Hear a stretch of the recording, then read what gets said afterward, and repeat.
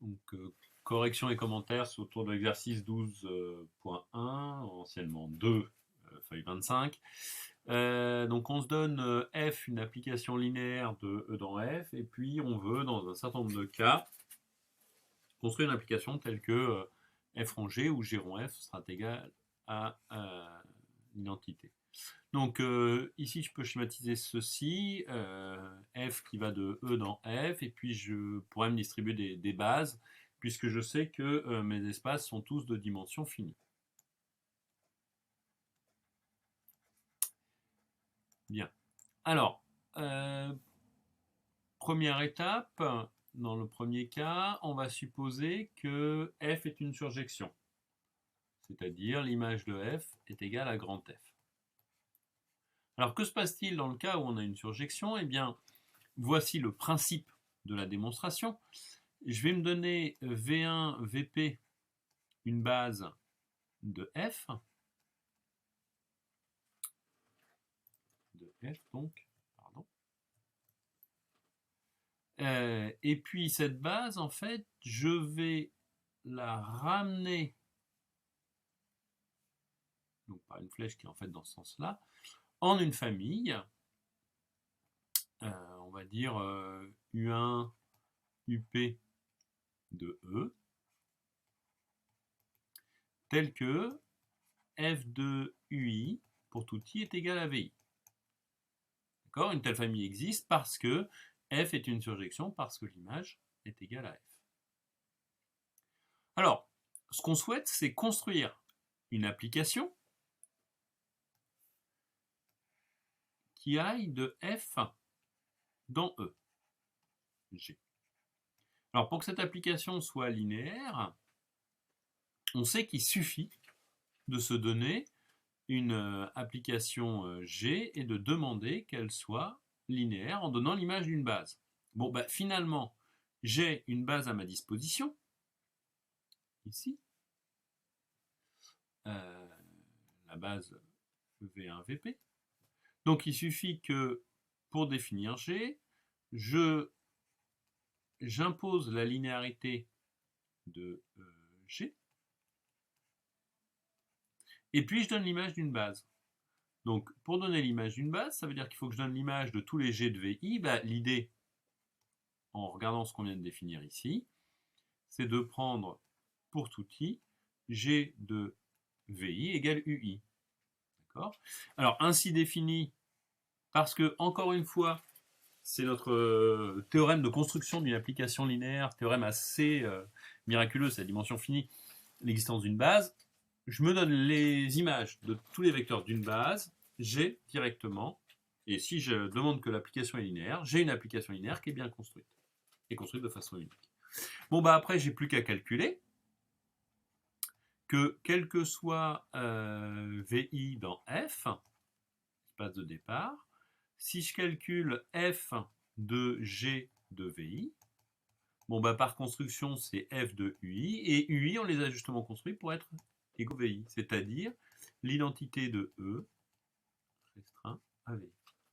Ceci me dit quoi? Bah, me dit que sur la base V, VI de F, eh bien, les applications F rond G et l'identité coïncident.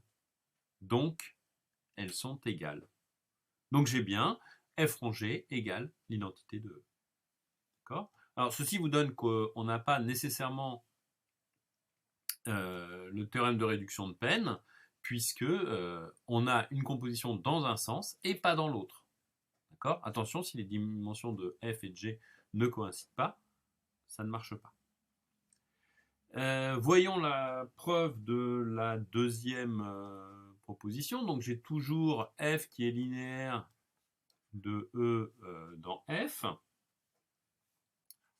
application F, et j'ai toujours l'intention de construire une application G, mais cette fois, je souhaite avoir G rond F égale l'identité de E.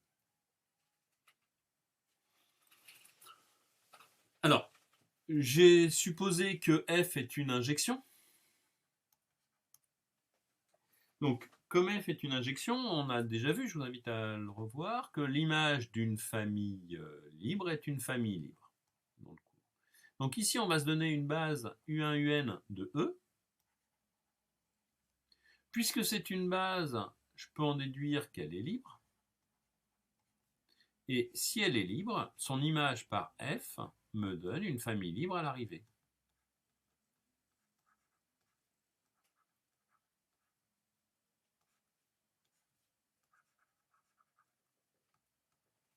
Et je dois avoir une parenthèse de trop qui traîne ici. Voilà. Alors, pour construire G, même système que tout à l'heure, j'ai besoin d'une base de F, et puis de dire que l'application est linéaire. Donc ici, on va utiliser le théorème de la base incomplète. Puisque la famille f de U1, f de UP est libre, on peut la compléter en une base f de U1, f de UP, f de U1, f de UN, pardon. Excusez-moi, c'est un N ici, pas de raison de changer. Reprenons f de UN, voilà. Et puis donc je la complète en une base avec des vecteurs W1, WP, donc évidemment P est la dimension de F. Donc ceci devient une base de F. Si j'ai une base de F, je peux construire G, une application, en disant que G est linéaire.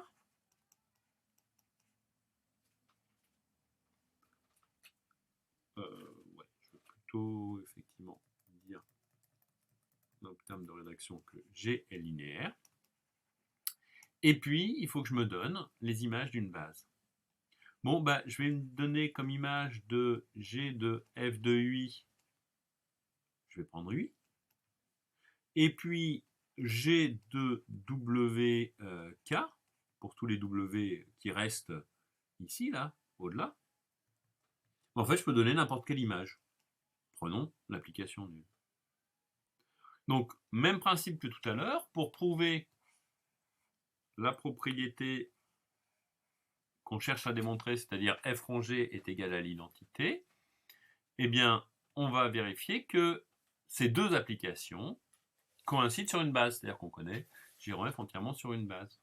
Bon, évidemment, quel que soit I dans un N, G rond f de UI est égal par construction à G de UI, donc est égal à UI, c'est-à-dire à l'identité de E sur appliquer un UI. Puisque G rond f et l'identité coïncident sur une base, on en déduit que G rond f est égal à l'identité de E. Donc même chose que tout à l'heure, c'est pas parce qu'on a G rond f qui est égal à l'identité de E que l'on a l'équivalent, le fait que f est une bijection et que G est l'application réciproque de f. D'accord? Il nous faut les deux, sauf si on sait auparavant que la dimension de E est égale à la dimension de F, ce qui n'est pas supposé ici, qui nous permet d'avoir le théorème de réduction de Penn. Donc voilà pour l'idée de cette démonstration. Je vous laisse le mettre en forme proprement, et puis vous pouvez m'envoyer vos solutions si vous n'êtes pas sûr de ce que vous avez fait.